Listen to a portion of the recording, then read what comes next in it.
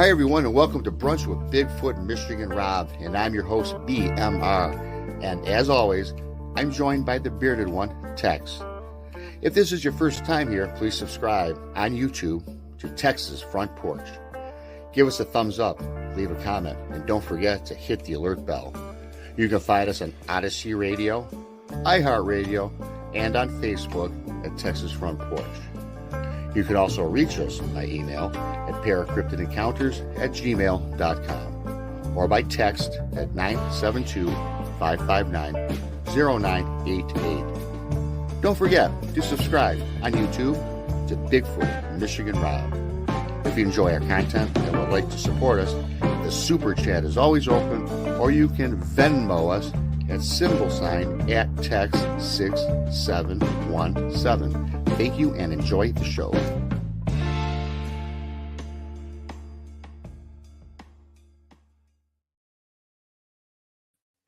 Hello, everybody, and welcome to Brunch with Bigfoot, Michigan Rob. Of course, I'm your host, BMR. And of course, I have my talented friend, the bearded one, Tex, in the back. I'll bring him up in just a second before we can start with this great show. We've got a great guest. We're taking a different spin on the way we do things. You know, if you're expecting Bigfoot, well, you might get it maybe towards the end of the show, but we've got a great guest, a filmmaker, John Yost. And he's the director of the movie, of documentary, Alien Abduction Answers. We'll get in that in a minute. First, we're going to pay a couple bills. As you guys might know, we are live for all our Odyssey and iHeartRadio listeners. You'll get the first half of the show. Then please subscribe on YouTube to Texas Front Porch. Hit that enter button and continue on with us. Also, you can find it at Bigfoot Michigan Rob as well. We are now also on Apple Podcasts, Spotify Podcasts, pretty much whatever your favorite podcast is, you can find us there now. We do have 5 shows per week. Mondays is Texas Front Porch at 6:30 Central with Tex and Jason. Wednesdays is Jason McLean Questions Everything at 9 Central. That's with Jason and myself. You never know what rabbit hole we spin in that show. Excuse me. Thursdays at noon is Brunch with Bigfoot, Michigan Rob. As you all know, me and Tex. That's noon Central. Tonight, Jason McLean has another show called the Suru Papers, 9 Central. And don't forget on Fridays, the lovely, the talented Jessica Jones with Remote Viewing Investigations. This Friday at 8 Central, she'll be talking about the Kandahar Giant, the Giant of Kandahar. That should be a great one. Don't forget the Bama Bigfoot Conference, June 10th and 11th. Tex will be speaking. Jason will be speaking. I'll be speaking. Ken Gerhard, Cliff Barrickman, and a whole host of other people. And yes, indeed, the lovely Jessica Jones will be making an appearance, not speaking, but at the southwest corner of the stage. Bring your Sharpies. Jessica and I will be giving out free selfies. And I'm going to bring up Tex. Hey, bro. Hey, Tex, how you doing, man? And I always bring you up to we're doing that Bama Bigfoot conference, and I understand there's some sort of raffle going on that we've been promoting for a good cause. Yeah, we're doing a raffle for 2 tickets to the conference, and it's $5 a pop, a chance, and you can get for 20 you get 5 chances, and all the proceeds are going towards scholarships for a couple of young people for their forensics program there at the college. And folks, even if you can't go, or if you know somebody that maybe is in Alabama that can't afford to go, that'd be a great gift. $5, what's that? You pull the change out of your couch and get that.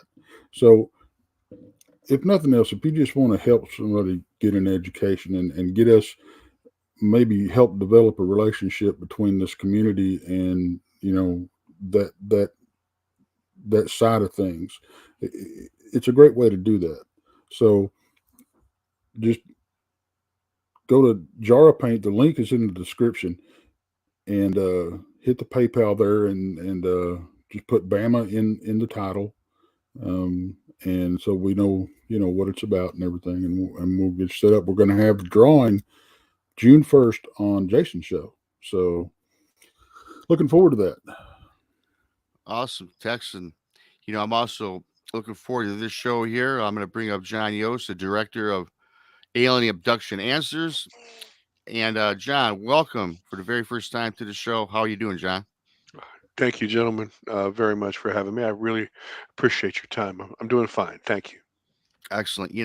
As I explained to you a little bit off here behind the scenes, so to speak, this is 75% of our guests are usually Bigfoot researchers or experiencers. And, you know, for our audience out there, before we get into your actual movie, what I'd like to do is maybe just give a brief introduction, and then Tex, you can cue up the trailer of the show of his movie after he gives us his bio, if you would, John. Sure. I'm just a normal guy. Got involved in film and television and commercials about 25 years ago. And so you just consider me a gun for hire, meaning like a big company would come in and say Fox or Esquire or whatever, and they would have something that they would want to shoot, and me and my team would go out and we would do all of the turn of the wrench, if you will. So we would do all the camera work, all the sound work, and the editing, and we turn it back over.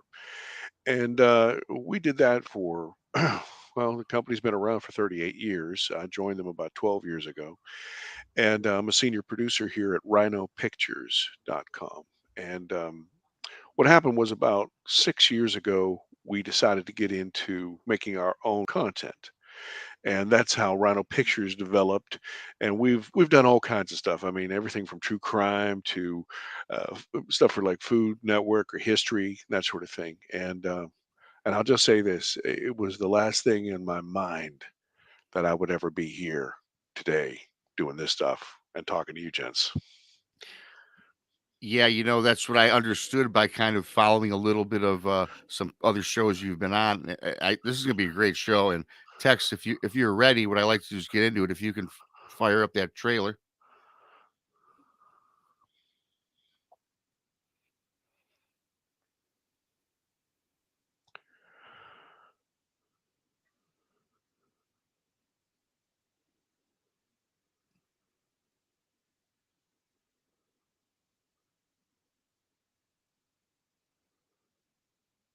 I can't audio.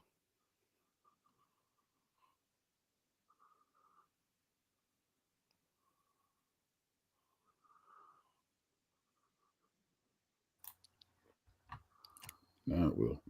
All right. It's always great live. I love going live. It's just so it's more Well, you real never that can way, tell what's going to happen. and it's real. It's real.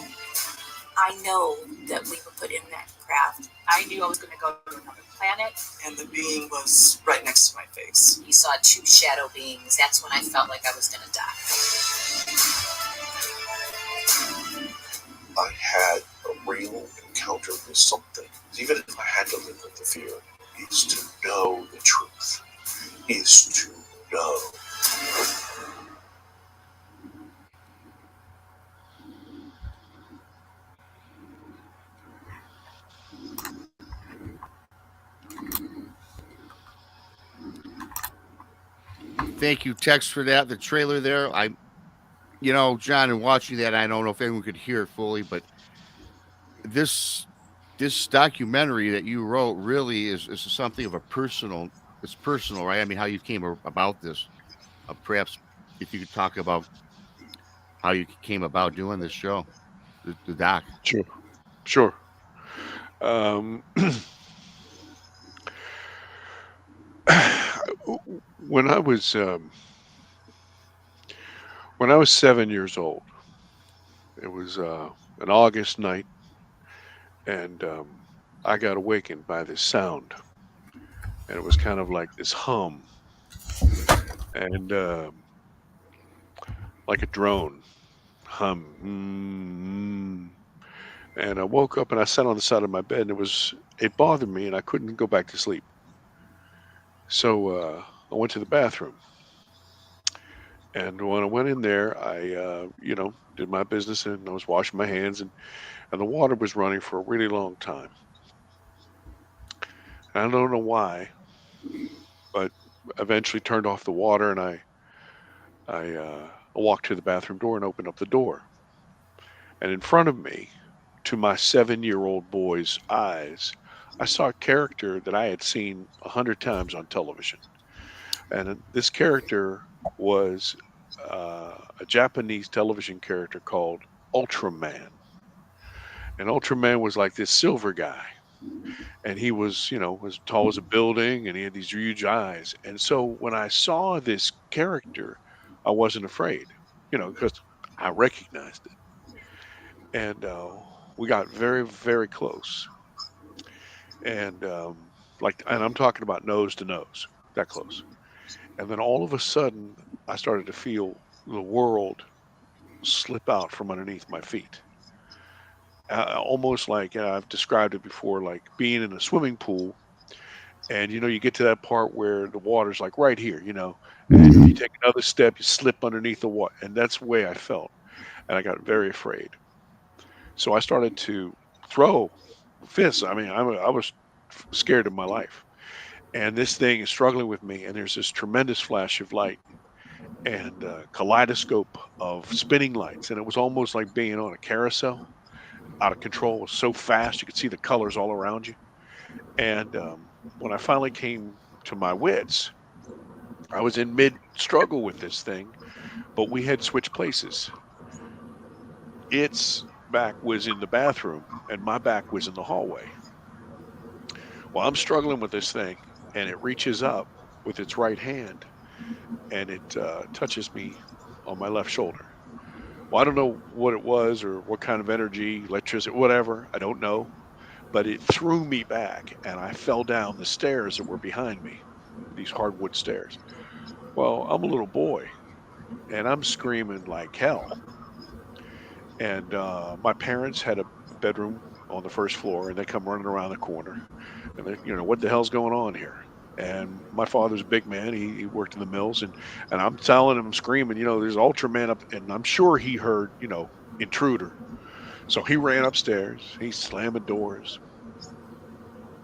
He comes to the top of the stairs, and there's, of course, no one there.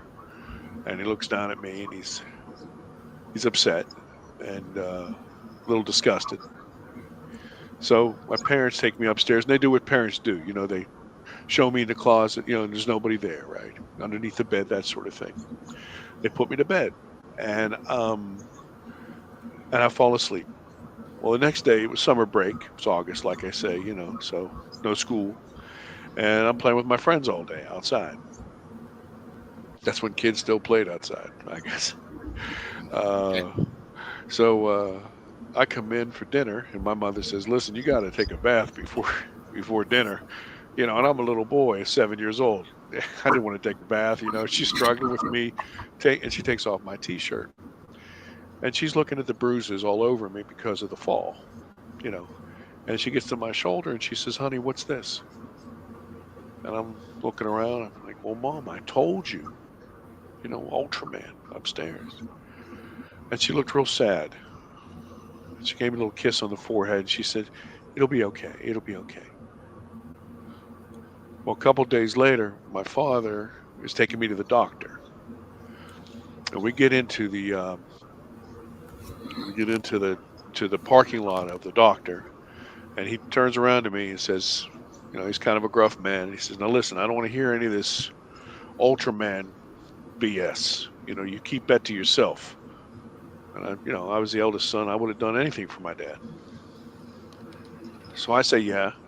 And we go in. The doctor checks me out. He's looking at the bruises, making sure I don't have any, breaks or anything like that. And he gets to my shoulder and he says, "Whoa!" He says, "Hey, sport, what happened here?" And I could see my dad in the corner, and he was giving me the look. You know what I mean? And this 1974. Back then you didn't give your father any guff. He give you the look. You did what he said. And so um, I don't know if you can hear me. I hear some noise on the cans, but there's nothing here. But as I said, my father's giving me the look, and so I said, "Oh, I don't know. I just fell, got hurt. It's gone now, by the way. Thank you." And so I get, I'm out of the doctor's, and I go back in the car, and my father's driving me home, and as he pulls into the driveway, he of our home, family home, he looks back at me. He says, "Now listen, I'm gonna tell you something right now." He said, "I don't want to hear anything more about this Ultraman guy. You keep that stuff to yourself. I don't want you scaring your mother. I don't want you scaring your sister. You just shut up about that." And so I said, "All right, Dad." And so I lied about it all my life because you can't miss the mark. Mark is large, and it's raised, and it changes color sometime, and it heats up sometime. And I was always involved in sports, so you taking your shirt off, you're going to play some basketball, whatever. And I mean, I made up all kinds of lies. I got bit by a bear, I got shot, I got a snake bite. I mean, anything would have been better than to say, well, Ultraman. How do you start that story, right? Yeah. And and it became, people ask me, well, why did you tell the truth when you got older? Well, I'll just say this to you. There are things that happen to you in your life, good and bad, as a kid, and you don't think about them until they come up or whatever. They're just life fills up your mind. But also, it's like this. I see Tex wears some eyeglasses, right? So in the morning, you don't go, "Well, you know what? I will pick up these glasses and I will put them on my face so I can see better." You don't ever think that. You just say, "Where the hell are my glasses? I put them on." So somebody might ask me something, and I just had something came out of my mouth. Something came out of my mouth. Well, all that came to a head, and this is how I got dragged into this movie. As I told you guys at the top of the show, we did all kinds of shows, right? We would do, Food Network type stuff, history stuff, whatever. So we were called in to do a show out in Borrego Springs, California. And I don't know if you've ever been there, but it's very flat. It's very arid. And we had been out doing all this shooting all night. We rented a big house for everybody, and we were dumping all the footage onto hard drives. And so a bunch of us went out to the pool. There was a pool there, and we were going to have a nightcap. Now, at this point in my life, I'm, 50, and I've never said a word. Hmm. So put that in your head as you hear the story. So here we are, and I'm with a couple of my guys from the crew and a couple of guys that were shooting. We got like about 15, 17 people here, right? And I grab a glass and I raise it over here towards my left, and they're pouring and they're going to make a toast. And I see something in that glass, like a glint, like a flash. And my mind says, "Oh, that's the moon," because it was a glass. It wasn't plastic glass. And I thought, "Oh, that's the moon." And then I went, "Wait a minute, we're shooting tonight because it's a new moon, because there's no moon. We wanted to control the light. That can't be the moon." And as I pulled down that glass, I saw over my left hand shoulder, about 45-degree angle up above the house, this thing, and it looked like uh, it was kind of an oblong, almost like an egg, almost like an egg. and it had kind of a blue-green luminosity that came from inside of it. And my mind is right. Your mind is trying to figure out what the hell this is, right? And my mind Yeah. says, "That's a mylar balloon." You go to the hospital, and you get a get well balloon or something like that, and it's that real shiny metal look. And my mind is like, "Well, that's a mylar balloon," but this thing was as big as a Volkswagen, and I went, "What?" And I grabbed my one of my cameramen who's right here beside me. I turn him, and he says, "Oh man!" And then all these people notice that something's going on. They all turn their focus here. Everybody sees this thing. Everybody's like, "Oh wow, this is oh man, holy!" And I'm going, "Oh my!" And this thing moves lightning fast, like zip, zip, zip in like a zigzag forward, right above my head, and stops. At that moment, everything from a 7-year-old boy came back and hit me right in the head, and that floor dropped out from underneath me, and I thought I was going to drown. Well, it freezes there for a second, and then it zips a little bit away, and everybody's looking at it, and then it just floats off into the desert. And we probably saw it for, I want to say, a minute or 2 minutes, because it, like I said, it's very flat there, so we could see it drift off. And it was so close I could have hit it with a baseball. And so I am I'm feeling like I can't breathe. Now you have to understand something, that I'm in charge of this crew. Yeah. So I'm trying to keep my stuff together here, right? And I'm losing it. And so I take a little sip and make a little joke about early morning, and I got to get up and do some paperwork. And I set my glass down, and I'm not proud of this at all, but I made my way back to the room, and I, I barricaded myself in the room because I was losing my mind. And so So I was having problems after this. We're in the middle of this shoot. We're being paid to do this work, and I'm a very like anal retentive guy. Everything has a plan. I got little boxes everywhere. I'm always in control. I got everything planned, and I'm missing steps, and people are starting to notice. And this is a problem for me as a person, as a professional. I don't want my colleagues to see me losing it, and I can't explain something because I've lied about it all my life, and so I'm cornered in there. And so we thank God we finish the shoot. We get back to the East Coast. We're doing editing, but I cannot shake this. My family starts to notice. And now this is really pissing me off. I got two boys, been married for 30 years. I'm a lot of lies there, a lot of years of lying, and I'm having a major issue. So I start to do some research. I'm trying to figure out how to handle this, and I start trying to figure out how maybe other people had these types of experiences and how they handle it. Okay, and so that's how this movie actually started. That it was really a catharsis for me. I was trying to find a way to fix me, and I'm still in that process. That's amazing. That's an amazing story. And why do you think? I mean, why do you think you had this experience? I mean, is there anything about you? I mean, and to get and then to have it reoccur. I mean, Mm. why do you think that you were chosen for that? It's I say funny, I mean ironic. Uh, we talk about this actually in the film a little bit about people say, "What? Why me?"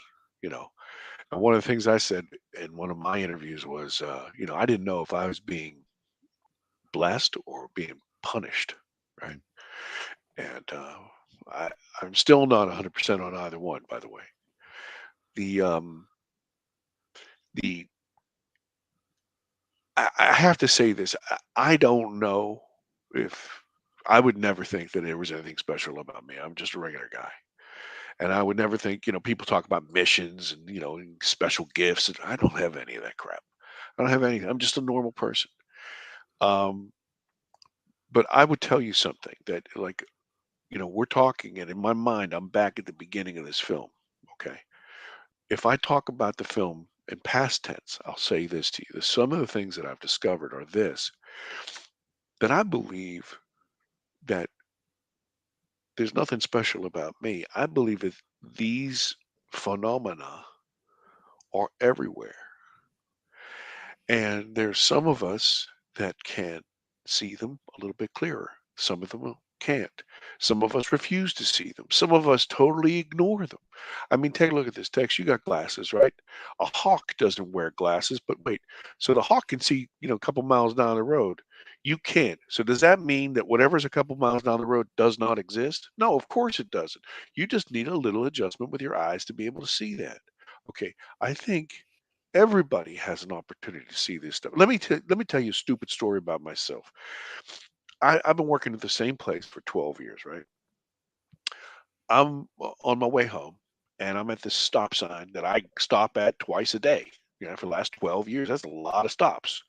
And I'm talking to my dear wife, and I'm talking to her, and she wants me to pick something up from the store.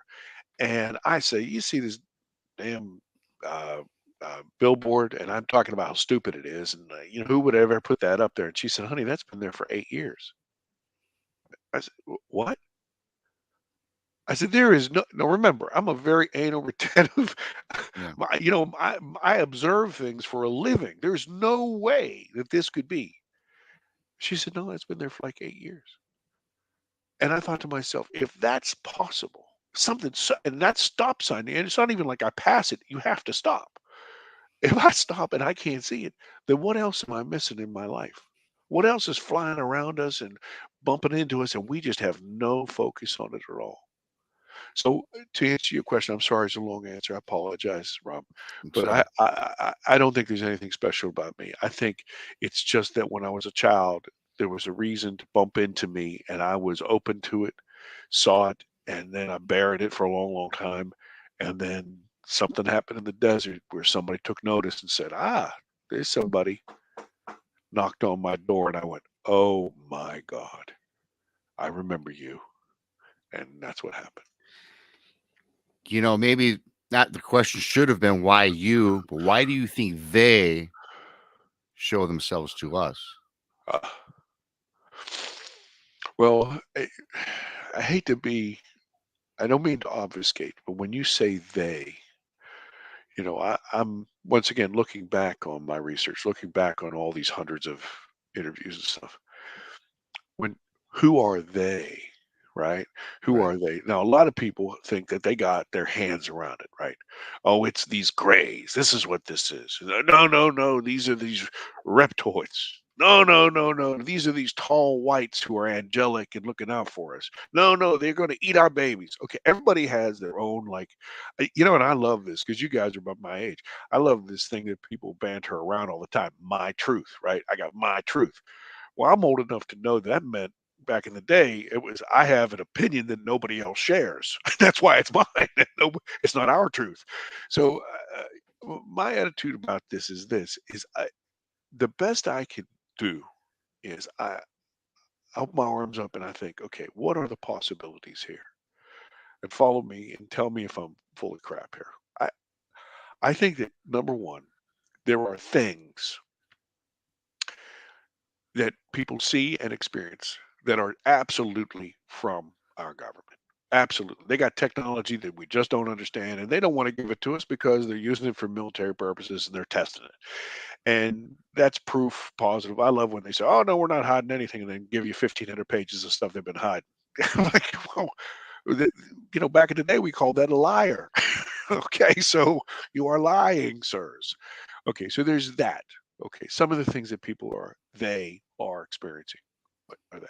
There's also something that I've come and it probably bumps into exactly what you gentlemen talk about a lot on this show. There's some sort of intelligence here that the earth has itself that's coexisted with us from time immemorial.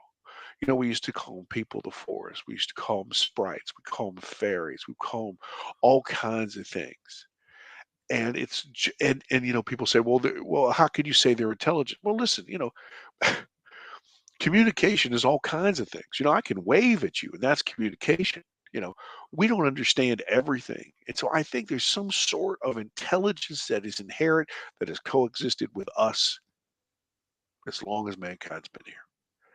Then, thirdly, I do believe truly that we have nuts and bolts craft that are coming from other places. You take a look at the world, how many different types of life are here. You take a look at how many stars there are. There's just no mathematical way for anybody to convince me that there isn't life somewhere else. And I mean, look at us. We're sending probes everywhere throughout our solar system, right? And what do? Oh, let's see. We get there, we take pictures. We observe everything. Oh, we take samples. How about that? We take samples of that, do we?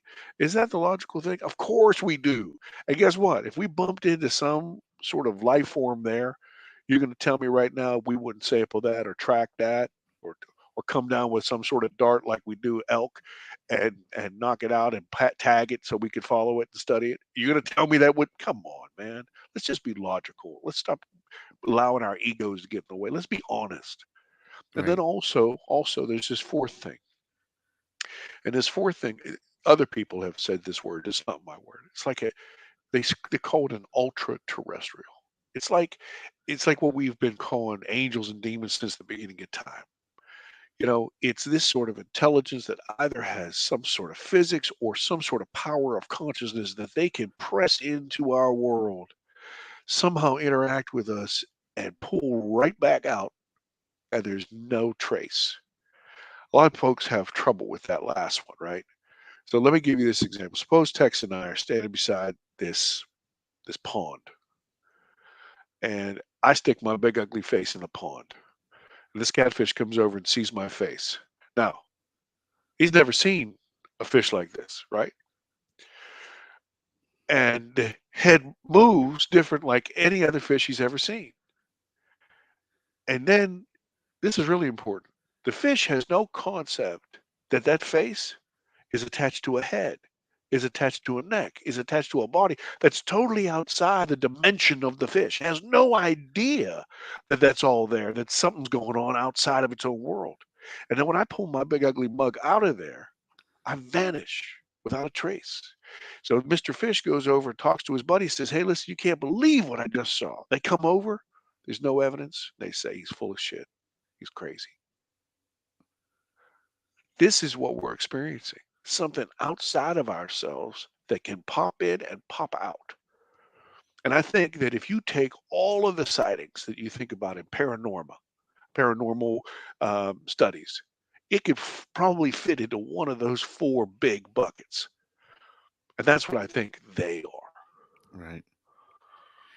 I know Tex, they're cutting the grass over Tex. I'm sure he'll be chiming in here shortly.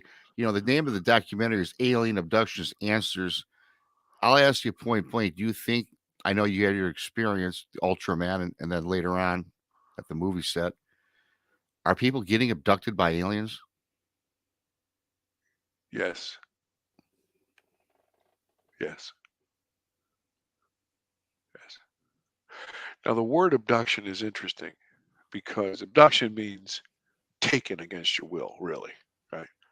There are other people who uh, are experiencers or contactees. That's what they would refer to call. They would prefer you to call them because they actually participate in this. In fact, there was a study done that I think it, and please forgive me if I'm off a few percentage points. It's like 93% of the people who have had these kind of abduction experiences eventually become acclimated to them and want them to occur again and will participate with them. And you hear all kinds of outlandish stories about them, being brought into the control room of one of these ships and taken a look at that sort of thing, and maybe allowed to fly. I mean, I have no opinion on any of that stuff, but what I'm saying is that yes to your answer, but that's a bigger world than just yes or no. Oh, absolutely. Yeah. I I just think, wanted you to elaborate. uh, you know, Go ahead, Tex. I think it's the same thing. You were talking about the four big boxes and everything, and I think it's the stuff we run into, doing research out in the field. No matter what you're researching, be it cryptids, be it UFOs, ghosts, whatever. Um, you hit it. You hit the nail on the head, John. Because with me anyway, it's the more you run into these things, the more you want to run into them, the more you want to find out about them, and you almost dip you you almost dip your toe into their waters. Um, it's and I think that's probably where I'm at. I kind of had the same thing happen to me that you had happen to you, except it wasn't an alien. Mine was a dog man, and it happened when I was young. And I think that primed me, honed me, tempered me for what I'm doing now. Because the stuff that I run into doesn't affect me like it does a lot of people. Um, I'm not worried about rolling around in the dirt with these critters. I think somebody needs to, be it a demon or you know Bigfoot or whatever. Because one of my pet peeves is I'm watching these shows and they're looking for ghosts or whatever, and they find one and then they're like they run away. I'm like, what are you doing? Yeah, That's what you if you don't want to run into it, don't ask for it. yeah, You know. yeah. Um, but and I think this is like you said, some people, they actually start to participate, and I think that's probably where I'm at. Yes, sir. Um, but the analogy that you used with the fish and the pond and everything, I've never thought about it like that. And now some people believe that like Sasquatch is interdimensional and can slip in and out. I personally don't. I think that's something else. But that being said, these critters can fade into their environment like they were never there. They leave footsteps and then they just disappear. I don't know where they go. I don't know how they do it, but they do it. And when you take somebody like you were saying, hey, come look at this, and then there's nothing there. You know, it's like I don't know. I think you're on point with a lot of stuff, John. And Thank you. it, it it breaks my heart when I see people experiencing stuff and they say, I'm never going out in the woods again, or I'm never doing this again. You know, um, and I think I understand some people just like you said, either can't or don't want to acknowledge it's going on. You know, Yeah. but yeah, what you had happen was very profound. Yeah, I agree wholeheartedly with Tex and John. Again, in the title of your show, backstage, we talked about a connection with all these things, right? Whether it's alien or cryptid or ghost or something from another world, reality. But it also says in your alien abduction answers, and I guess my question to you is: have you gotten any answers? I mean, what do you think? I know it's a broad term, answers, right? But what in your mind, when you pull it all together, what have you come up with? What is the answer in your mind? Sure, sure. Uh, Rob, thanks for the question. That's a good question. Now, I got taken to task the other day by somebody who was saying, "Oh, you got answers, you got answers," and I said, listen closely to the name of the film. It's Alien Abduction Answers. It's not the answer. I'm not arrogant enough to say that I've got and people should come to me. That's not what I'm saying at all. What I'm saying is, and the reason for the film really is for people who are interested or people who have had experiences that they just can't explain. Maybe they're too afraid to explore it. They can live through my eyes as I go through this process with these other people, and they can see these things, and they are answers or like landmarks along the way that they can say, "Oh, look, I didn't have to go alone to get to this place. I got an answer for myself. I got an answer for this. I got an." Okay, so as we move forward in the film, you start to understand. And so this first film, I've always seen it as a trilogy, but this first film is to take the world, and I think you guys will probably agree with me. If you take a look at the world, not you two gentlemen, but the world in general, it's filled with a lot of fear. Okay. And reason that it's filled with a lot of fear is because it's filled with a lot of ignorance. I don't mean rude people, even though there are a lot of rude people, but I'm talking about just people who don't know. They don't understand stuff. So ignorance and fear is where the world is in general. What I was hoping to do with this film is to take people from ignorance and fear to some sort of understanding, right? Some sort of understanding. The next film will take them from some sort of understanding to some sort of integration. And then the last film would probably take them from integration to some sort of transformation. But having said all that, let me answer your question. I apologize. That's quite all O- right. Okay, so these answers, this when I say answers, I was talking about for myself, answers for myself, and answers for the viewer. Now let's just take that two ways, make sure that I'm very specific.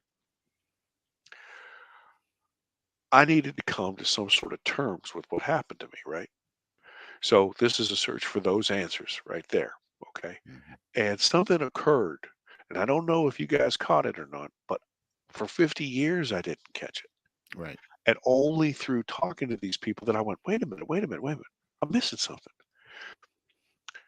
I remember absolutely clearly as I'm looking at you gentlemen right now, the face of Ultraman, where I was. I wasn't asleep. You know, when this really happened, I went to the doctor. He looked at my shoulder. This whole thing, I still have the scar. It's as big as my thumb.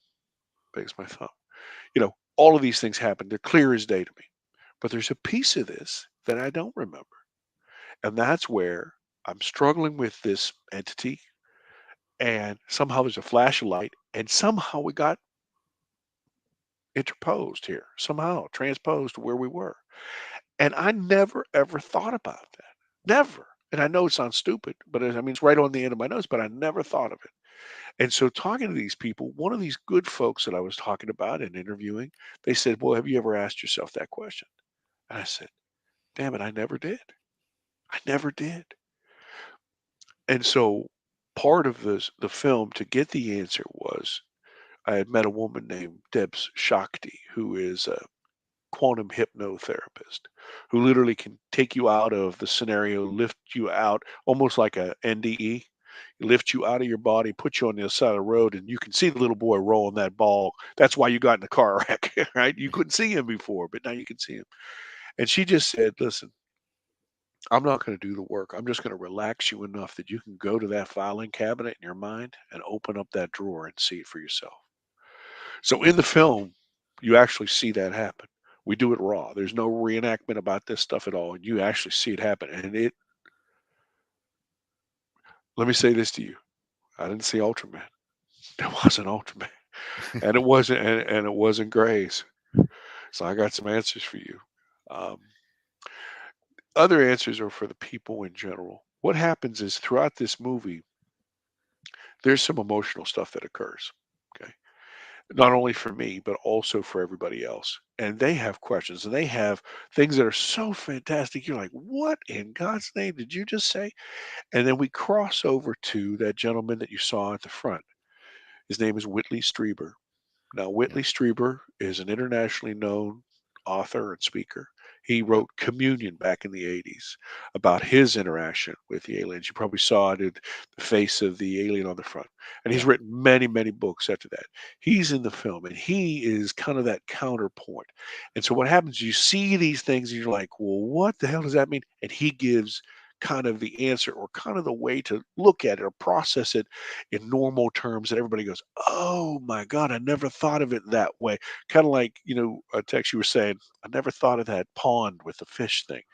But what it does is by telling those little stories or those little anecdotes, it makes everybody understand and you go, oh, now that's what that means, or that's how it is. So for me, I'll just say this. I know it's once again, I'm an Irish guy, so I talk a lot. I'm sorry. That's Apologize.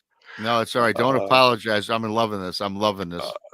for me, my answers were I got number one, I found out who took me. Number two, I found out that it happened many times before. Number three, I found out where they took me. And number four, I found out what those flashing lights were. And Also, I found out that we, as a species, people, black, white, purple, green, whatever, in my lifetime, are about to see something that's going to probably make people lose their minds. Wow. There is this slow disclosure, this little eking out of information by the government. And the reason is because they realize that just around the corner this thing is going to hit, and they have got to get this out now. And they're not all together, and there are internal wars about people who have different opinions about this. But this is going to be one of those things. Like right now, I always think of like they're a bunch of kind of people. You got people who go, that's a bunch of crap. I'm a stockbroker, or whatever, blah blah blah blah, and I'm doing my business, right? Then you got other people who say, well, maybe I can understand mathematically the world, the Earth, and okay, I get that, but what does it have to do with me? And then there are other people like us who are saying, hey, listen, are you an idiot? There's all this crazy stuff around. Aren't you curious about this at all? Shouldn't you take a look at it? So watch. What's about to happen will erase the first two people. And the government is trying to do this now. Watch this. By this slow disclosure and these Senate hearings and things like this, watch how it affects everybody. That guy, once again, I'm stockbroker. What? What? This is a bunch of bullshit. Wait a minute. Wait a minute. Wait a minute. Senate's doing this? What the hell are they looking at? And he looks up for the very first time in his life. Then there's other people who say, "Oh, well, this is pretty interesting and everything, but what's it really have to do with my wait, wait, wait, wait? They're spending my tax money on this. What's going on? What are they looking at?" What's going to Y- happen is we're going to circle back to our very first part of our conversation. And you said, "Well, why you, John?" Maybe I just looked. When everybody looks, something's about to happen. we're gonna coming up to a 5 minute break here in about 3.5, 4 minutes. So maybe we can answer this real quick. So from my understanding, you say it's not Ultraman and not the Greys. And what I'm getting, John, is it was something else out there, but maybe is in consort with our government, a combined effort, or we talk about people getting abducted Uh, and now I'm thinking that it's more than just one entity. I would 100% agree with you that it's more than one entity, more than one source. And I will tell you that I say the agency, I mean the took me, not in league with our government at all, and are not. You know what? You cut out on that. Can you repeat that real quick? I'm sorry. The people who took me are not in league with our government at all. Okay. I'm going to jump in real quick because you just said something that's very, very interesting, and oh, I don't know if anyone caught it. You said the people that took me. Yeah, yeah, Now that is something that I want to get into after the Yeah. break yes, for sir. sure, because Yes, sir. Absolutely. that out of everything that you said, Yes, sir. to me, that's very, very profound, and Yes, we've sir. got to explore that Yes, sir. um, Absolutely. because that that that takes the game to a whole new level of difficulty. you know, um, yeah, I've and as many people we've talked to, we talked to some um, experiencers and people that you talk about that participate. We interviewed one woman that she claimed to have been given birth to 12 hybrid children. They would come down, they would impregnate her, and then come back. I think it was 10 or 11 weeks later, take the fetus back up to the mothership or whatever. And then she gets to go up and visit them every once in a while. Um, now, even if half of that's true, you know, it's still just mind blowing, you know. But what you It just said, yeah, it that is that John. It is, and we're going to get ready to take that break. And John, for the people listening on Odyssey Radio and iHeartRadio, once you let them give a quick shout out where they can find you, and also subscribe to Texas Front Porch to pick up the second half. John, please, if you would let our folks on the radio side know where we can find you. Yes, you can reach me, John Yost, on Facebook or on Twitter. Or, of course, you can find me at rhinopictures.com. That's RYNO pictures.com. Awesome. John Yost, Alien Abduction Answers. We'll be back for the second half of the show. Great show. I don't see any end in sight. Tex, if you want to take us over to the break. Yeah, we're going to find out what he meant by the people that took him. And Absolutely. if you want to catch that, y'all come over on YouTube and catch the second half of the show. We'll be right back.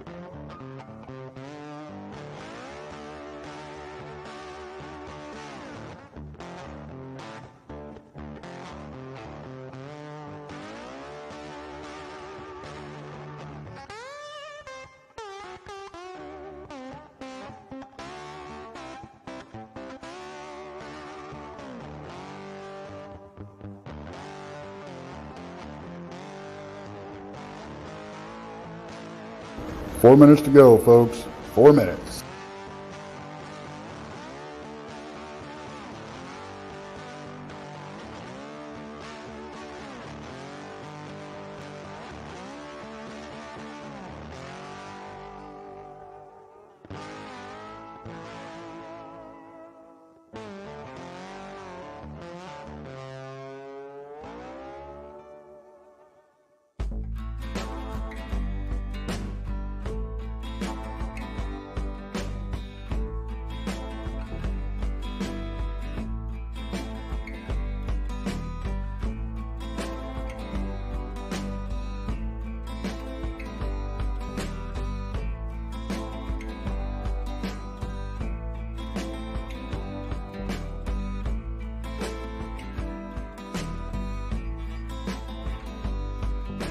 Three minutes. We're almost there.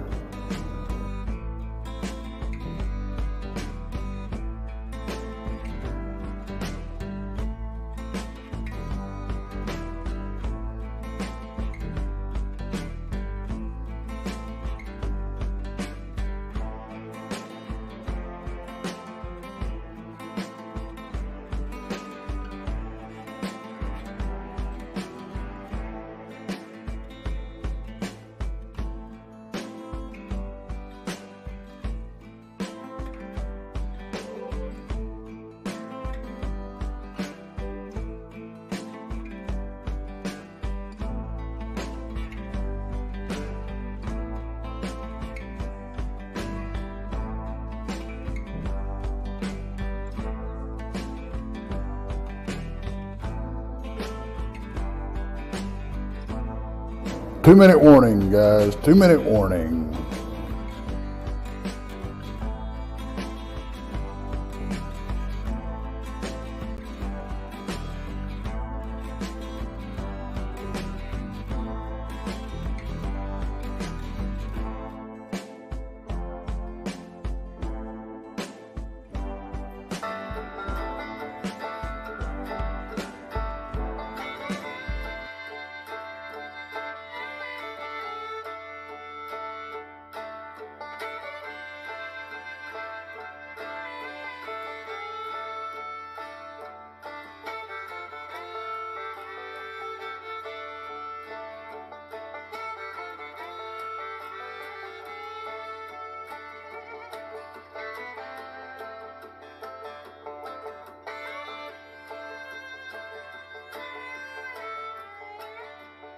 One minute.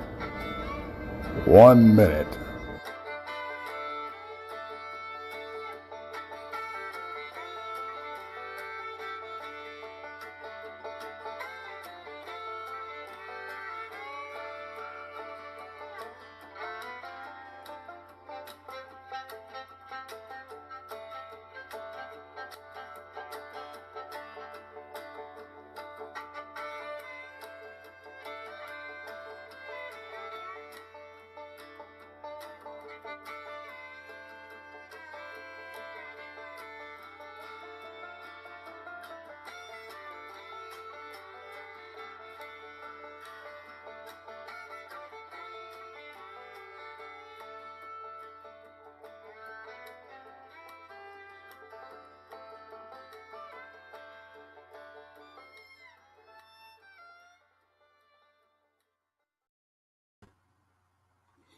Hey, we're back. Yes, we are. Thank you, everybody. Hopefully, we got all of our radio side over on our side now on YouTube. And Tex, what a great show we got going. And we'll bring John back up talking about his movie, his documentary, Alien Abduction Answers. And Tex, you caught something that John had mentioned that I kind of caught too, and regarding the word people. And I think it's the first time I've heard that, and I follow a lot of this stuff quite frequently. And Tex, if you want to go ahead and start out the second half with John here, and let's get into it. Yeah, I'm just real interested in what he meant by that. If it was just a slip of the tongue, or if it was there's more to it than that, you know. And I got to tell you, I know what I'm going to be watching tonight because I've got to watch this movie, and it's I just find it fascinating. Even if that was a slip of the tongue, there's a reason for that. There's got to be. So, John, if you don't mind digging into that a little bit, I would love to hear it, and I think Mm, everybody else would too. sure. Thanks, Tex. Um,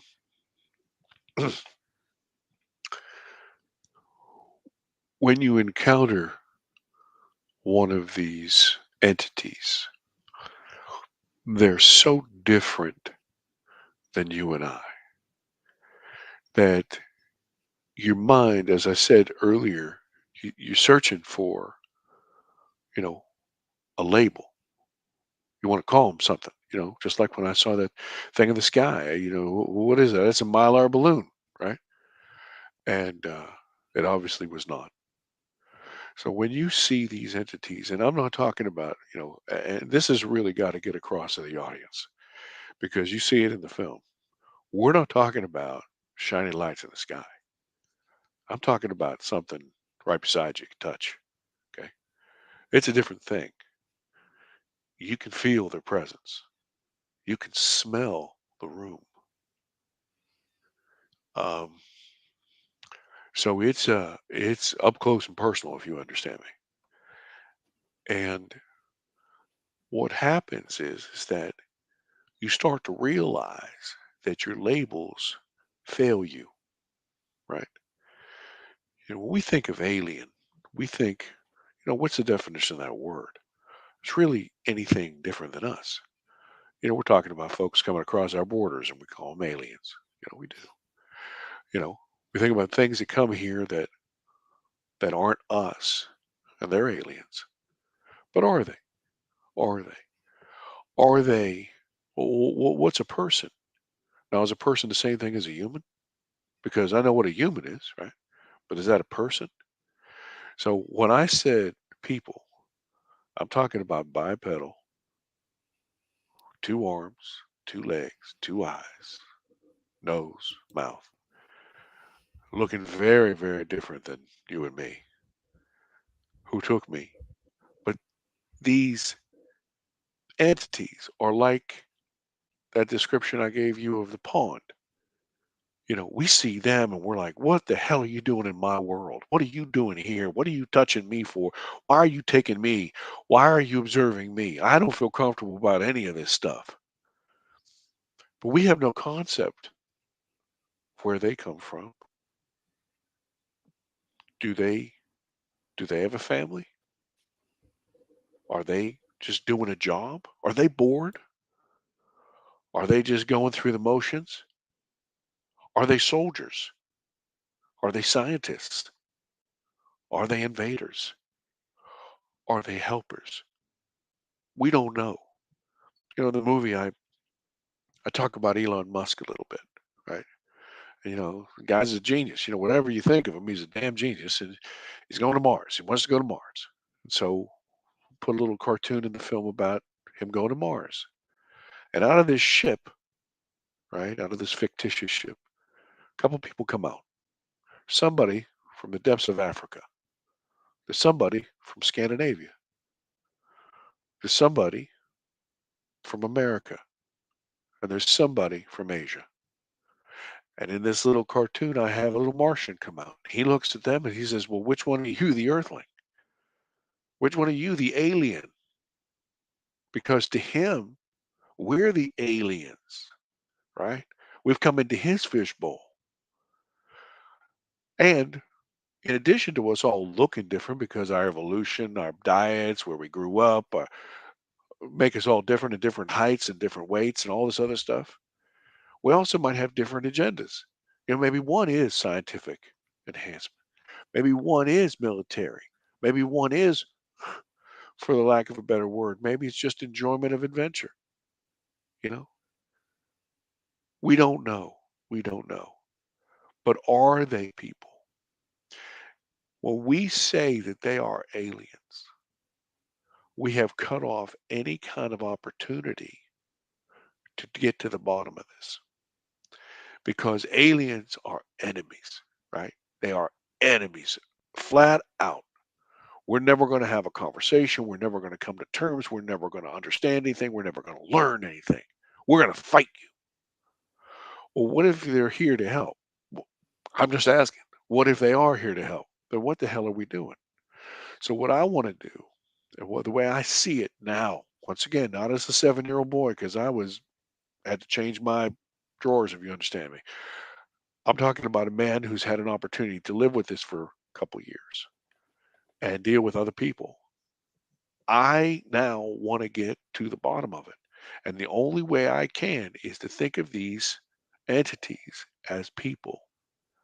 Because if that's the case, then I can try to communicate. I can try to figure out what the agenda is. I can find out more about them. Because if I never ask, if I fight, whatever, I'm never going to learn a damn thing except how they fight.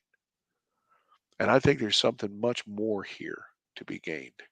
And if you take a look at the adventurous throughout our history, Cortez coming over here, Columbus coming over here, the Norsemen coming over here. There was always that initial fight, but there was things to be gained, things that we learned.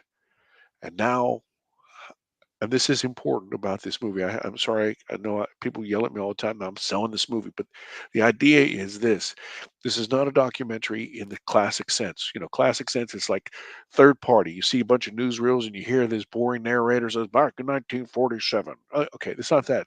You're living in it. You're completely immersed in it. So what happens is you start off being petrified, and you go through this arc and you start to get some answers and you start to learn some understanding, and then you start to have, some people have respect, some people have more fear, some people have just this wonderment. But at the end of this ride, and you're inside, you've changed a little bit because now you have more questions, you have more answers, you have more material to work with. And doesn't that empower everybody more? And that was the goal. So that's why I call them people. Well, it's the reason it stuck with me really is because when we start talking about Bigfoot, so many people um, refer to them as people. Even the First Nations people, some of them, you know, referred to them as just another tribe. Right. And the relationship that is different across the whole spectrum on how the relationships that are the different relationships that people, as we know, have with these other entities, these aliens, these Bigfoot, and spirits and interdimensional beings, and however, it is the difference in the relationships is what strikes me because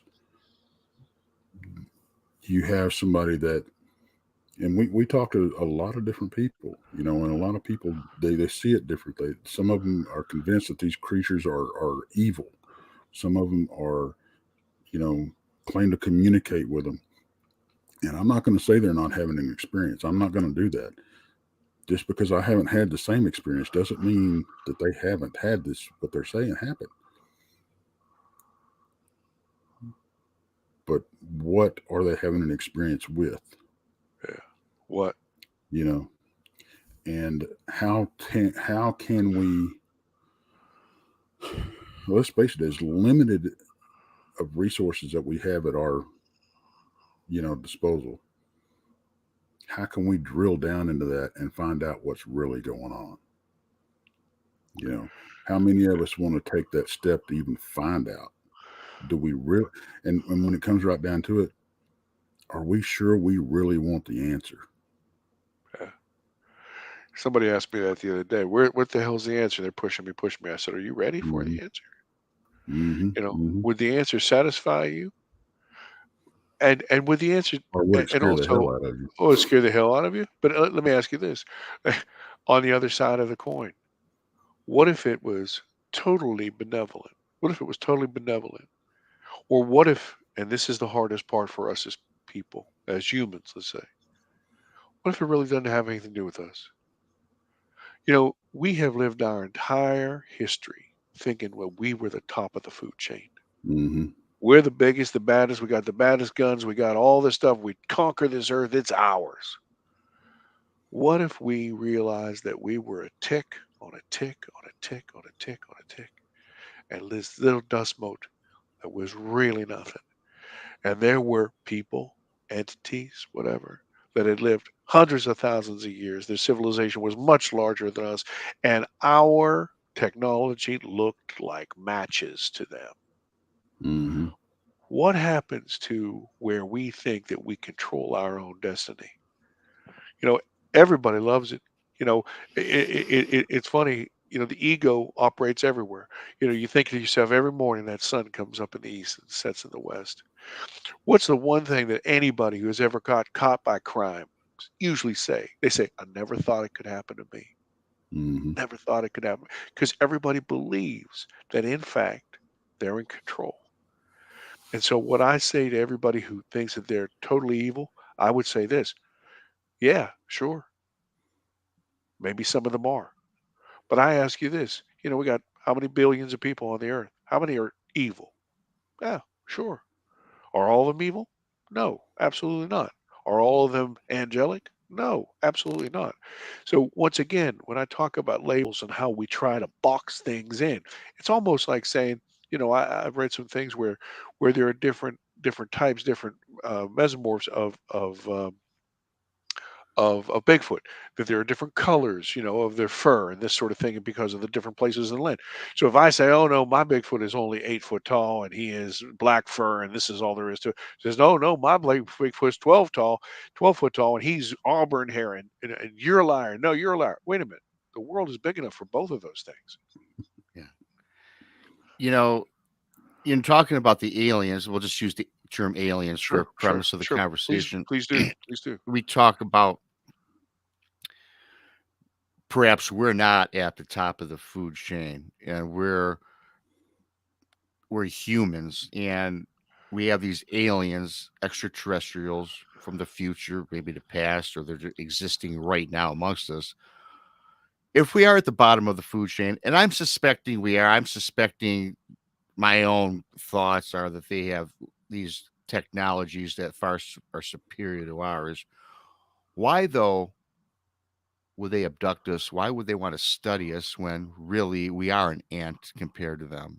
Sure, I would be intrigued by that because sure, not being that I'm full of myself, but why would I study something that I can ride a bike around 1,000 times? sure. Well, let me jump in here real quick. I think you kind of answered your own question. Um, I think it was interesting the way you say, why would somebody study something that's an ant to them? Why do we study ants? Well, for sure. Why do we study the small things that we can just crush with our boot? Yeah, Because it's part of our world. It's now, and y'all both touched on something: the arrogance of humanity and being at the top of the food chain. Trust me when I tell you that when you realize that you are not at the top of the food chain and you're out there all alone, your perspective changes. You either you develop one or two things. You develop a fear of what's out there, or you develop a respect that's out there. And that's really the only two ways you got to go with it, because it's Well, I it, get it, what you're. it comes down to arrogance. It just really, really does to me. Oh, You know, I get what you're saying too, Tex. And my thing is, yes, I studied bugs as a kid, and I am intrigued by the littler things. But I guess maybe my question should be phrased differently. What are aliens' intentions towards us? Sure. And I think we've discovered some of those answers. As I said, that's why it's answers. I Right. think I think some are interested, as you gentlemen had talked about, in some sort of biological interchange. And I've heard plenty of people talk about how they have advanced so much that their technology has taken over so much they can no longer breed. And so they're going to die out without our assistance, our genome. And when you talk about this, remember this. I mean, you gentlemen understand about breeding. You have to have so many, matching chromosomes to be able to do that. You just can't breed and it'd be, everything just doesn't procreate. So when I talked about people a little bit earlier, they got to have at least something in common with us. Right. That okay, so there's that. There's also a lot of people who believe that these entities are somehow us from the future, somehow parts of our clan that have survived over the millennia and have somehow been able to bend space time to be able to reverse and come back in time to try to prevent that sort of cataclysm, that sort of apocalypse. There are also other ones that say that in fact these aliens are here to study us because the same reason we study elk, because they are scientists and they are trying to discover how sources and different life lives. And then of course you have another big group of people who believe strongly that these entities, these aliens, see a sort of little brother in us, and that we are at a crossroads in our lives. We, in fact, are at that point where we're stupid enough that we could hurt ourselves and permanently wipe us off the planet. Or we're also smart enough to make the right choices. But the only way to do that, by the way, if you think about it, the only way to do that is to wrestle that damn ego down. Because if you are arrogant enough to believe you can win, you'll try. And you know it, and so do I. So maybe what that is a check to say, listen, son, you're not the biggest kid on the playground. Stop this. You've heard some of these tales of these craft coming above our nuclear sites and shutting right? down missiles. Right. Okay, now listen, listen. They didn't destroy them. Okay, so they didn't destroy them. So be careful about this. They didn't destroy 'em. What they did was they turned them off and said, listen, your toy things we could take out. We're telling you, make the right choice. Make the right choice. This is what they're saying. And this all leads to a much bigger question. This will blow your mind. When we talked about how everything is connected, you had mentioned it, Rob. Everything is connected. Think about this. Think about this. If we're all part of the same source or starlight, I don't give a darn if you believe in God Almighty or you believe in the Big Bang. The same truth is there. Listen to this. So, star explodes, right? Well, if the star explodes, we're all pieces of that star, right? We're all pieces, no matter where you are in the universe, you're all pieces of that cosmic peanut, right? That first source, if you will. If there's God Almighty, which I personally believe, here he is. He's a creator. He's put a little piece of himself out there. All of us, all. Not just the cats that live in Texas or Pennsylvania, but also Zeta Reticuli or wherever else. Okay. So when you start to think of things in terms like that, okay, well, yeah, we all have different personalities, different motivations, and things like this. But what ties us together? It's that little piece of God, that little piece of stardust, that little piece of consciousness. So now watch. Now I'm gonna dive into the deep, deep right now. So follow with me. If consciousness itself is omnipresent, and what I mean is this: you have a lovely hat, sir, and you have a lovely bandana, sir.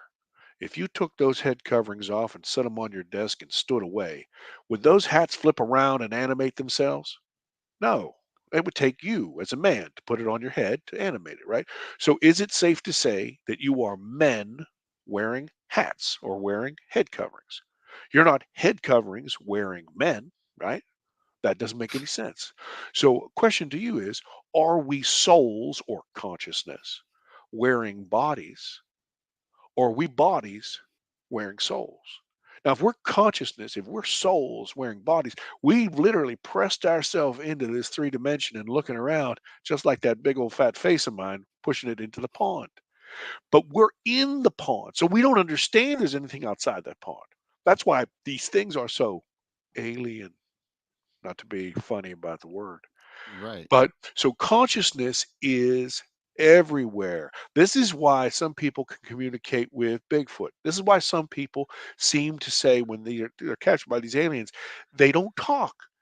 It's through mind and pictures. Now think about this. Think about this. Let me help you with this. This is the way I was helped. Okay, watch. Has this ever happened to you in your life where you're thinking about somebody? Holy hell, the phone rings and it's them. Yeah. Or they're thinking about you and you call them. Okay, look, that would be called a coincidence if it happened to the three of us, but not to every single person on the planet. Okay, what that means is that consciousness is not in our head. It's up here like this cloud. And what we are is antenna. We're plugged into it. So that's why when Tex is thinking about me and I call him, that's how he knows. That signal passes through there. Have you ever been in a big crowd and been staring at somebody and they turn around, they look right at you, or you feel the same way? If consciousness was only in your head, that would be physically and scientifically impossible. So think about this. When you communicate with somebody, you know how we've been talking about labels and using words? Well, I've heard, and I don't know how true this is, but I've heard about the Alaskan Native people have so many words for snow because every one of them has a different nuance. Okay, but we just say snow or slush. Okay, but they have all these different words. So we capture that idea, that feeling, in a couple of letters. But if I could give you a hand of slush or I could give you a hand of snow and you could feel it viscerally, you would know exactly what I meant. So that's why all of this telepathy and everything else is in pictures and symbols and emotions, because that's the universal language of the universe. And that I don't mean, I'm I'm not a druggie. I'm not out there and I'm not doing a space religion, whatever. I'm just saying this is the science that is telling us that this consciousness is everywhere. And if we are able to click in, just like your computer to get online today, you had to go on the internet. Your computer didn't automatically go on the internet. No, you had to open up your browser. Okay, your computer's fully fine and you can do all kinds of functions. It can print whatever the heck you want. You can create all kinds of stuff with it. But you can't communicate with anybody unless you're plugged in to the internet. And that's what's happening. And if you want to know why these guys are here, these aliens, these people, the ones that are looking out for us, not the evil ones, not the ones who want to eat our babies or whatever. I'm talking about the ones who are looking at us like little brother. What they realize is this: our ego is the biggest thing in our way.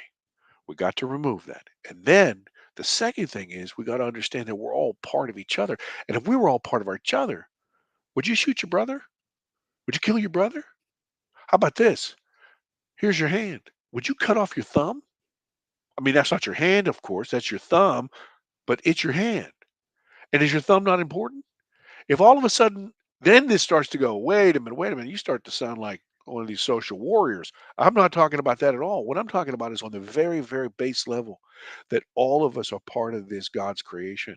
And if we understand that, there is a way to navigate that and communicate and grow together.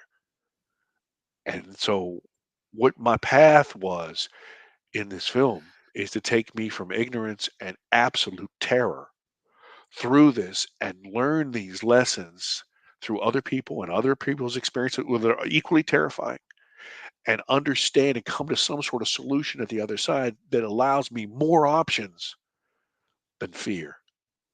Those guys who were looking out there in their wooden boats and they said, listen, we could sail out there and fall off the edge of the earth, or we could find a new land. I'm looking for a new land. You know, I like the way you put that, and I have to not to. I'm not changing the subject at all, but here's something I want.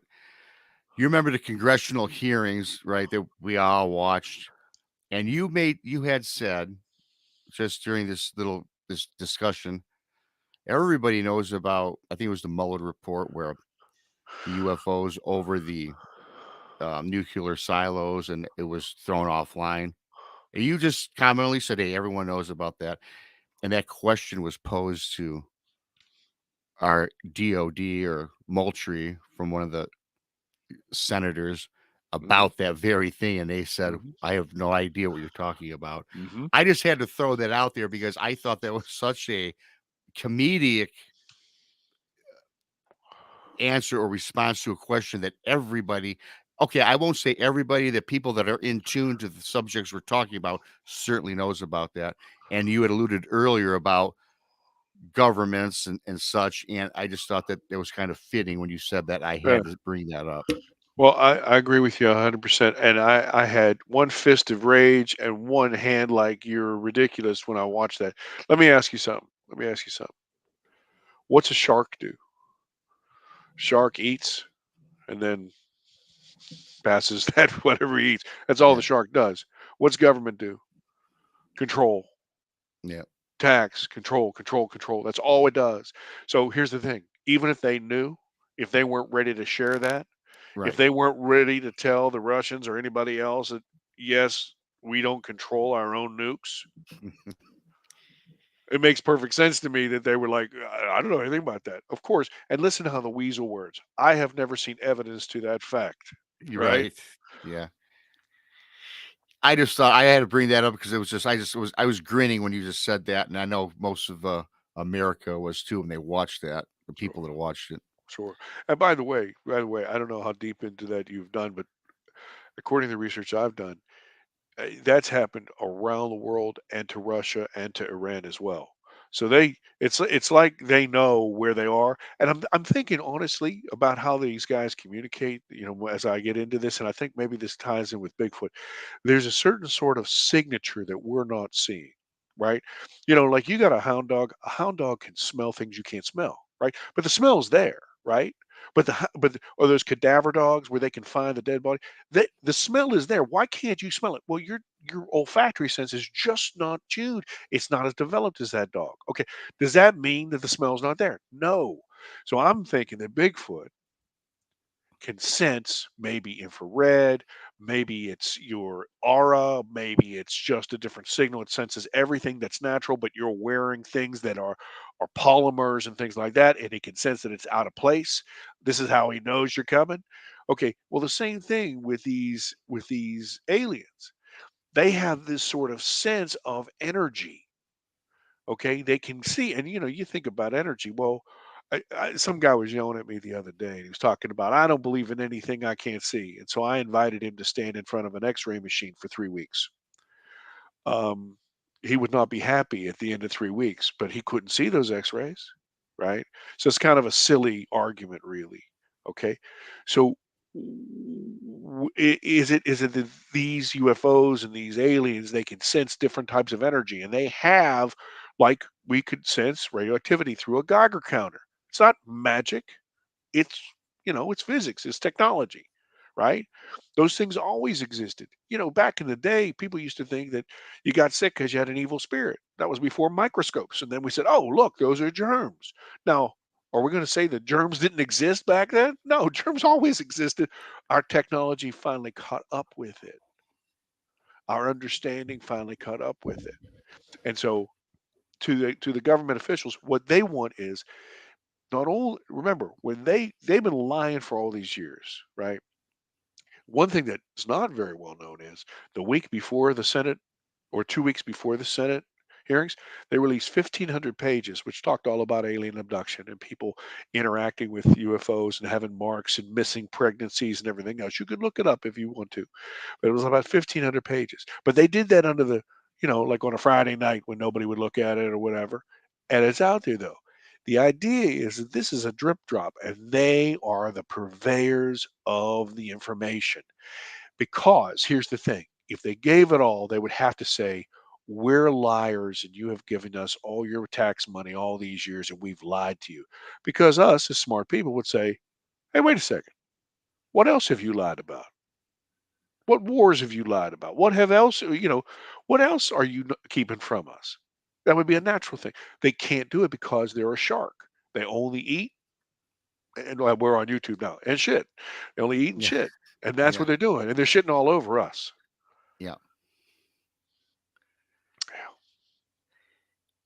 You know, I know Tex. Go ahead. I see Tex unmuted himself, so I was gonna wait for Tex.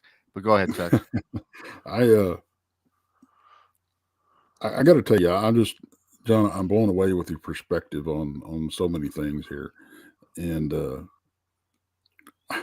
I'm sitting here and I'm going, man, I can't wait to have a conversation with this man about some things, and it's the fact that that what we call it, we've been what you call slow slow disclosure. We've been calling it soft disclosure to me, because it's like that to me, because the whole UFO and alien phenomenon, they're just coming off of it. They're just, you know, I mean, bottom line is they did admit it when it comes down to it. There's things out there they don't know what it is, blah, blah, blah. It took us almost 100 years to get to this point, right? I think we're seeing the same thing, almost the same timeline with cryptids, because you're seeing these little cartoons come out, these children's shows come out. You're seeing um,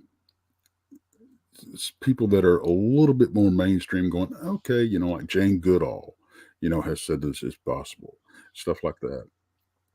And you having doctors that are, people with doctorates that are not so afraid to, wade into that pool. And it's, don't get me wrong, it's still, when it's talked about in the mainstream media, it's still done with tongue in cheek, but it's coming. And I think we're gonna see it in my lifetime. Of course I am gonna live to 124. But um I I think that's what's going on with a lot of stuff, because the reason I think it's happening is because all this information that they've been holding to is like trying to hold on to a hand of sand. It's slipping through their fingers. Yeah. They're not going to have any choice. Just like they do with the UFOs, they're not going to have any choice but to admit it. But they're trying to prepare the masses for it, so it's not such a blow. I think that's what's going on. Yeah. Tex, that's a great analogy with the hold on to the snow. And so what they're doing in my mind is they took, if you ever retowel a bathroom, they took that first piece of towel out and they thought, okay, I'll just take this piece out and I'll be fine. And then the second piece came out, the third piece came out, and now they're going to have to take the whole wall down because it's going to fall down no matter what. Yeah. I think you're spot on, sir. You know, and I think we earlier today we're talking about how everything is tied together. I mean, in our opinions, what we think there's a commonality with all these things, whether it's cryptids, aliens. Now we're talking about your consciousness and telepathy and all these other things. And for a long time, I wasn't really a believer in everything, this telepathy and things of that nature, until really I just started doing what I'm doing today, right? And real briefly, what's floored me is about 4 years ago, I had a Bigfoot encounter. I'm not going to get into it. Most people have heard it. Maybe off air another time I can tell you that my story, John, 'cause it's quite intense. Mm. And when I seen this thing, I know I got hit with infrasound or sonic boom. When I was looking at this thing, it transformed from a person looked like a Down syndrome covered in hair into like I viewed as a demon, and that's how I always describe my story. Today, I don't think it's a demon, and again, that's another we can get into that. But when I seen this thing, I was all of a sudden when I got hit with this infrasound or this sonic boom, I was on a boat with my girlfriend. All of a sudden, the spectrum of the colors changed from like colors to like almost black and white. And inside my head, I knew I had to get my girlfriend because she fell off the boat, but I couldn't get there. I couldn't get to her. I was asphyxiated on the shoreline, 90 feet away from this thing, and I snap out of it. So again, it's a long story. I could tell you, I'd be glad to tell you some other time. But 4 years later, almost 4 years, it'll be 4 years this June that I seen this thing. I did a show with Robin McCrae. Now we're talking about telepathy and things of this nature. I never met Robin in my lifetime. Spoke to her 5 minutes prior to our show. She never knew about my Bigfoot encounter. And during the show, I think Tex wasn't on the show at the time. I think he was, I don't know where you were, Tex. Whatever, you were on vacation, whatever. Midway through the show, she goes to me, "Hey, Rob, Delano has been trying to communicate with you. He said he meant you no harm." And during this show, I kind of almost fell out of my chair. I go, "Who the hell's Delano?" She goes, "It's the Bigfoot you saw that scared you and your girlfriend." By the way, my girlfriend subsequently passed away 2 months later, which I blamed on this encounter, which today I know wasn't the truth, but been trying to communicate with me, but I've been blocking him out. And the thing that really baked my noodle, sure, somebody could have saw my encounter and said things to me. It happens all the time. But she told me things that I never told Tex. I never told even my brother, my mother, my father, never told anybody. And she told me this. That is the day that I kind of turned the corner with all of this telepathy and mental communications. Yeah. Well, you know what? Honestly, Rob, I totally get with what you're saying. And when I started this whole path, I was in total denial and fear and anger. And people used to call me Iron Man because I had like the shield around me, like nothing could touch me. And what I've learned is not to accept everything, but to ask questions.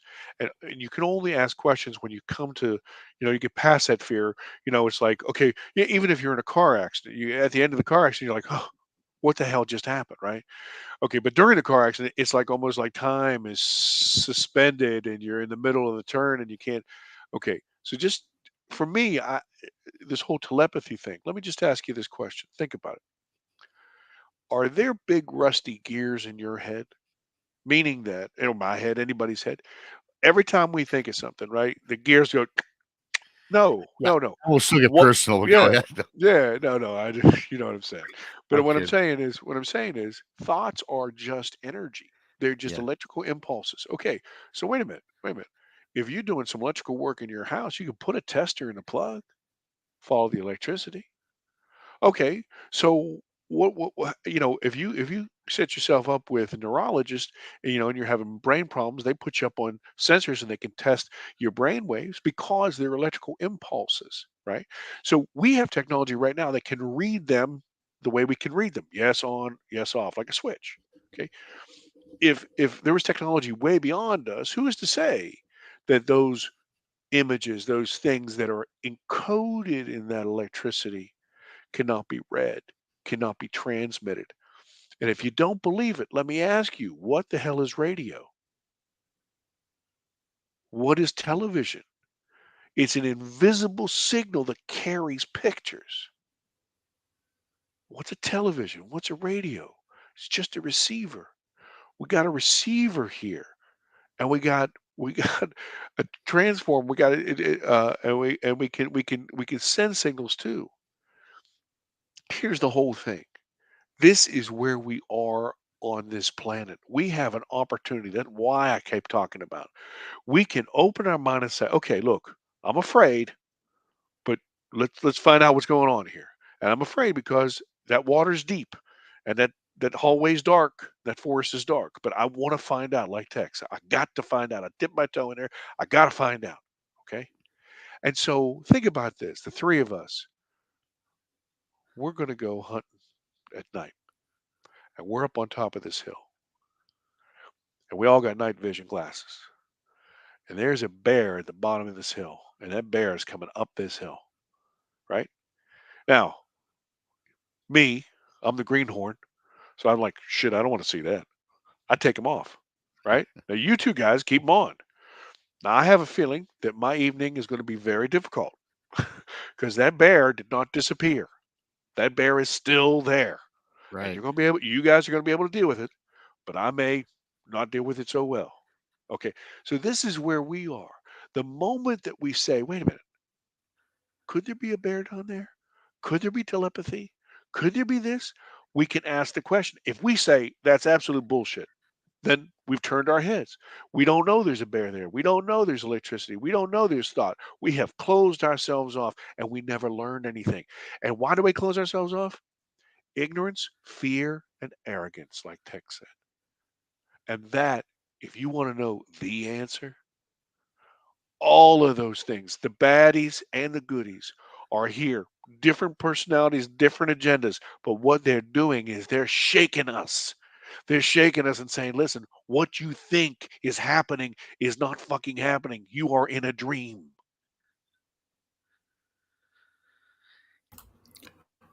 Well, John, I got it. I hate to, but we're gonna have to wrap it up. But good grief, man, it's Yeah. like I said a while ago. Your perspective on everything is just phenomenal, and I this has been an eye-opening conversation to me. It really has, and I can't thank you enough for taking the time out to spend with us.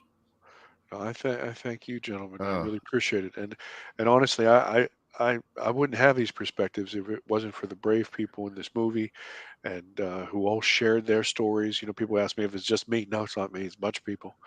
And Deb Shakti, who helped me relax enough to understand. And also, I would be nowhere without Whitley Strieber, who was able to, who has come that whole path, walked that whole path before me, and able to put it in language that everybody can understand. And so it is.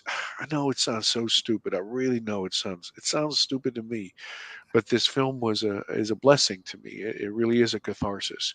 It's less about the shiny lights in the sky and more about right. us as a people and more about our souls, Yeah, you know? I So, I definitely got that, and I definitely got some vibe from you that this really, from day one as a young child up to the day on the set as a 50-year-old, it's changed your it's it's life changing for you, much like an encounter that I've had was life changing. Tex, yeah, I'm yeah, sure it changed a lot of Tex's part of his thought process in life, and we I can't thank you enough for being on the show. Tex could have gone on for another 3, 4 hours. I'm sure the people listening could have listened in for another 3 or 4 hours, but things happen. We got to get things done. And really briefly again, where can we find you if anybody wants to look you up? I know we said sure, it throughout the show, but why don't we close with that? sure.